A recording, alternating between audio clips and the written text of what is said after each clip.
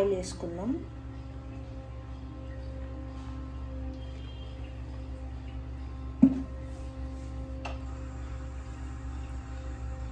Oil వేడెక్కిపోయిన తర్వాత మనం దీంట్లోకి జీలకర్ర ఆవాలు వేసుకుందాం.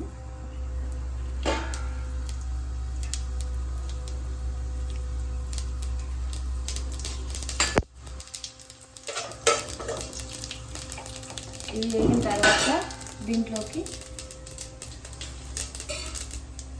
కరివేపాకు, పచ్చిమిరపకాయ,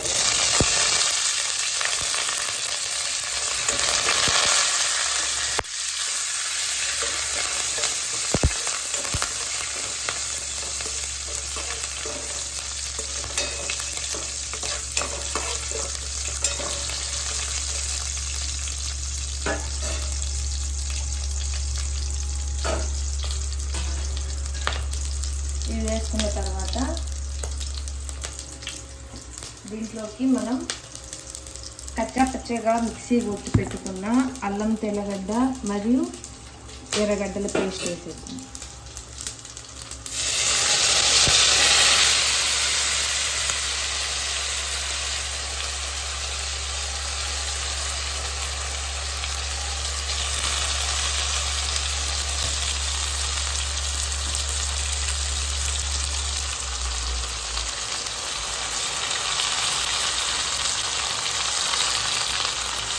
మనం కావాలిస్తే దీంట్లో చెక్క, లవంగం వేసుకోవచ్చు, లేదా అవసరం లేదు, అది ఆప్షనల్.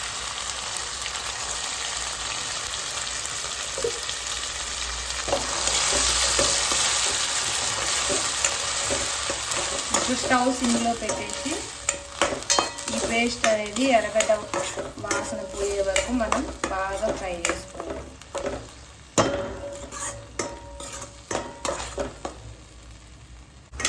ఇది ఇప్పుడు ఇక్కడ చూసారు కదా మీరు అందరూ, బ్రౌన్గా వచ్చేసింది. కాబట్టి ఇప్పుడు మనం దీంట్లో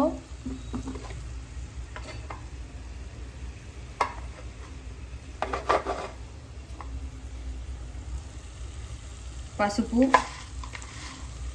మన రుచికి సరిపడా ఉప్పు,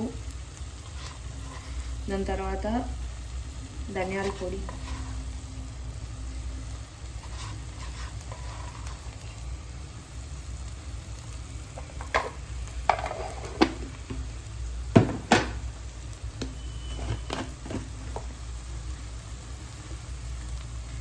కారం,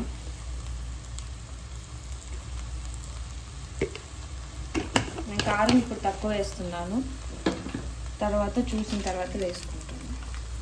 కొంచెం టేస్ట్కి గరం మసాలా,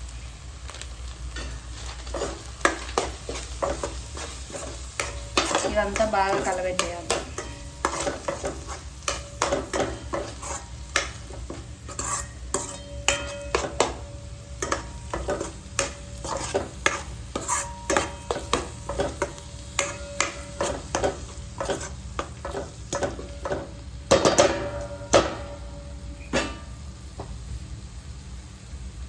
ఇది బాగా కలిసిపోయిన తర్వాత దీంట్లో నేను ఫ్రెష్గా క్లీన్ చేసి పెట్టుకున్న క్రాబ్స్ వేస్తున్నాను. మీకు క్లీనింగ్ వీడియో కావాలంటే నేను సపరేట్ వీడియో పెట్టాను, అది చూసుకోవచ్చు.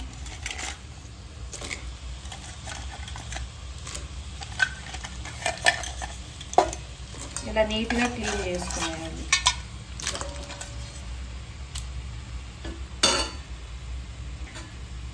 క్లీన్ చేసుకున్న బెండకాయల్ని నేను వేసేసి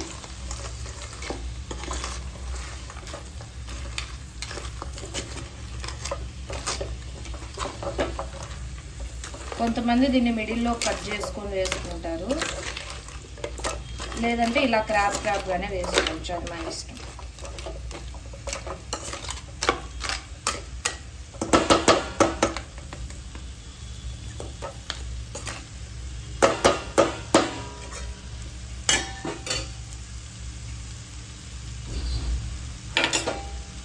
ఇప్పుడు ఇవి కొంచెం బాగా వేయాలి. నేను మూత పెట్టేసుకుంటాను. మూత పెట్టి సిమ్లో పెట్టేయాలి. ఇప్పుడు ఒక 5 minutes అయిందండి.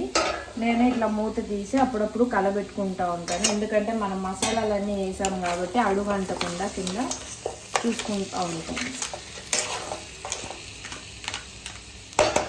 ఒకవేళ మీకు కింద అడుగు అంటింది అని ఉంటే కొంచెం వాటర్ వేసుకోవచ్చు, అంతే చాలు. వాటర్ వేసుకొని కొంచెం అట్లా కలబెట్టుకునేసి మళ్ళీ మూత పెట్టుకునేసి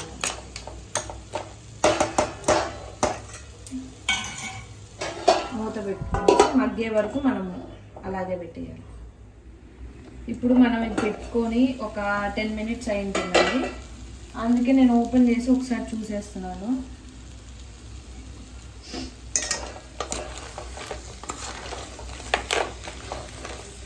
ఓకే, బాగా మగ్గాయి అనుకుంటా. ఇప్పుడు నేను దీంట్లో చింతపండు రసం పోస్తున్నాను.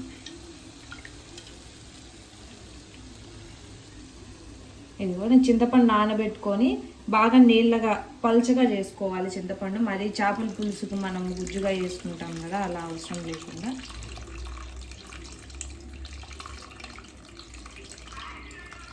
మనం చింతపండు నీళ్ళు వేసి మగ్గిన తర్వాత అయినా క్రాబ్స్ వేసుకోవచ్చు, కానీ నేను పచ్చివాసన పోవాలి కాబట్టి మసాలాలు ఫస్ట్ అది వేసి ఇది వేస్తున్నాను.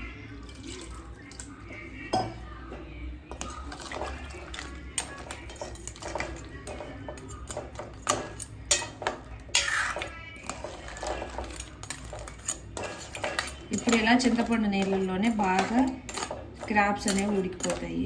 అప్పుడు మనకు పచ్చివాసన రాకుండా ఉంటుంది.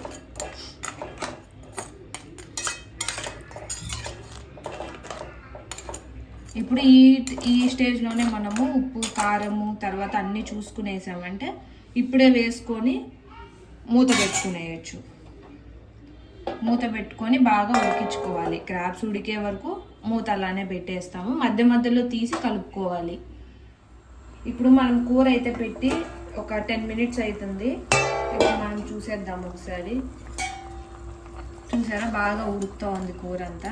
ఇంకా కొంచెం పులుసు ఉంది కాబట్టి మనము పులుసు కావాలన్నోళ్ళు ఇలానే పెట్టుకోవచ్చు, లేదంటే గుజ్జుగా కావాలన్నోళ్ళు కొంచెం సేపు మళ్ళీ మూత పెట్టి బాగా పులుసు ఎగిరిపోయే వరకు మనము అలానే పెట్టుకునేసేయాలి. ఇప్పుడు ఒక 15 minutes అయిపోయిందండి. నేను మూత పెట్టి ఇలాగే పెట్టేసాను. ఆయిల్ అంతా పైకి ఇట్లా తేలాలి. తర్వాత క్రాబ్ అనేది మనకి ఇట్లా ఆరెంజ్ కలర్లో వచ్చేసింది చూడండి. ఇదంతా ఇలా ఉంటే మనకు కుక్ అయినట్లు అర్థం. నేను ఈ స్టేజ్లోనే ఉప్పు కారం అన్నీ చూసేసుకున్నాను. నాకు కొంచెం ఉప్పు తక్కువ ఉంది కాబట్టి నేను కొంచెం ఉప్పు వేసేసుకుంటాను.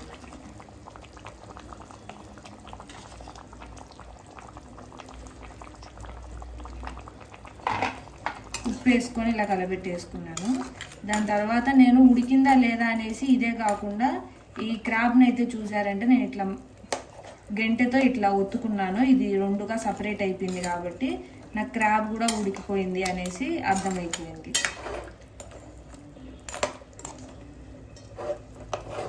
నాకు ఇంత పులుసు అవసరం కాబట్టి ఇంకా నేను ఆపేసుకుంటున్నాను.